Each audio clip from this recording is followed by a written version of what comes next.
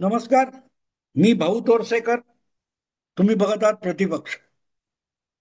मित्रांनो, एक घोषणा ही खूप पूर्वीपासून गेल्या 25-30 वर्षामध्ये शिवसेनेच्या राजकीय इतिहासामध्ये वारंवार उच्चारली गेलेली आहे.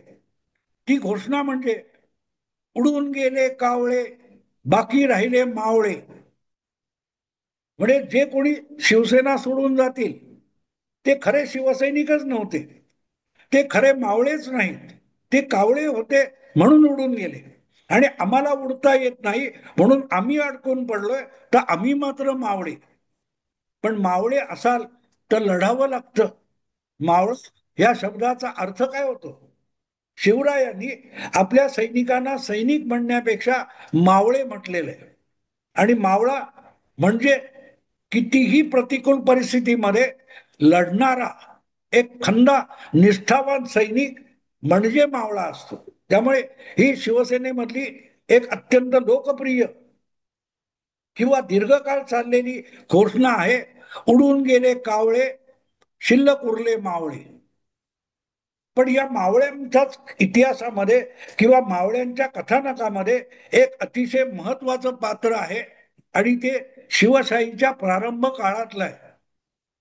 जेव्हा शिवरायांनी कोंढाणा किल्ला हा स्वराज्यात आला पाहिजे, ही जबाबदारी नरवीर तानाजी मालुसरे यांच्याकडे सोपवली होती, तेव्हा अतिशय दुर्गम असा हा कोंढाणा किल्ला जिंकायचा तर फार मोठ्या प्रतिकूल परिस्थितीत जाऊन उदय भानूला आणि त्याच्या सैन्याला हरवणं भाग होतं.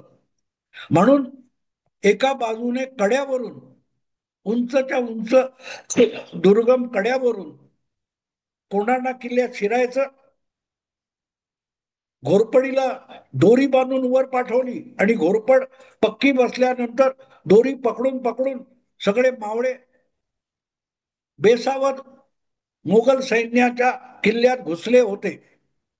आणि ती लढाई बघून लढताना तानाजी मालुसरे धारातीर्थी पडले होते. शिवाजी महाराजांचं ते वाक्य सांगितलं जातं, गड आला पण सिंह गेला वगैरे वगैरे.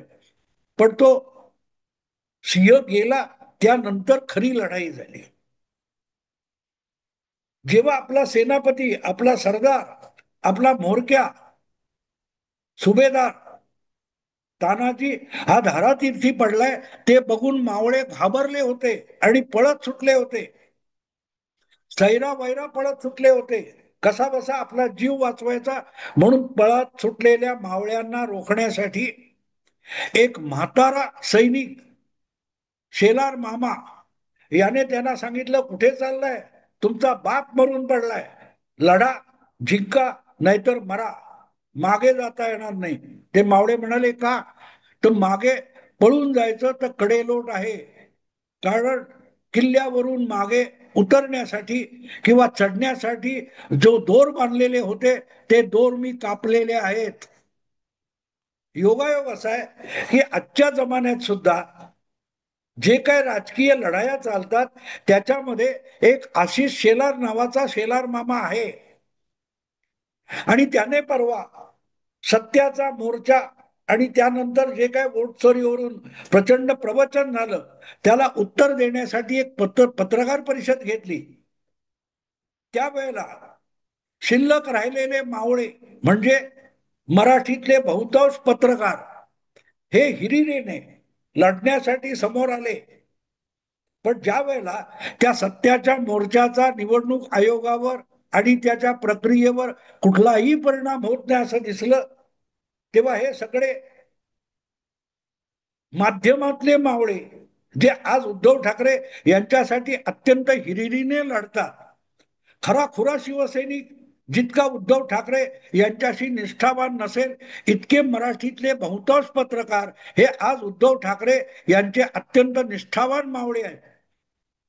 पण त्यांना बिचाऱ्यांना पंख नाहीत, उडता येत नाहीत आणि म्हणून पक्षांतर करता येत नाहीत. त्यामुळे ते उडून जाऊ शकत नाहीत, त्यामुळे ते कावळे होऊ शकत नाहीत. त्यामुळे ते उडून गेले ते कावळे असं म्हणून या पत्रकारांना उडता येत नाही, पक्षांतर करता येत नाही. म्हणून ते उद्धव ठाकरेंशी एकनिष्ठ राहून आम्ही राहिलो ते मावळे असं म्हणत तलवार उपसून सत्याचा मोर्चा जिंकण्यासाठी लढायला निघाले.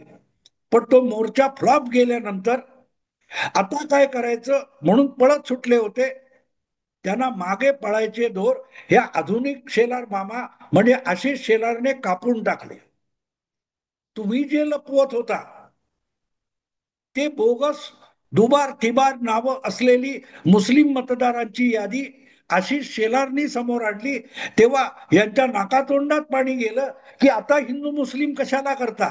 अरे मग आधी जी आलेली नावं होती बोगस नावं, त्या बोगस नावामध्ये एकही मुस्लिम नाव का नाही.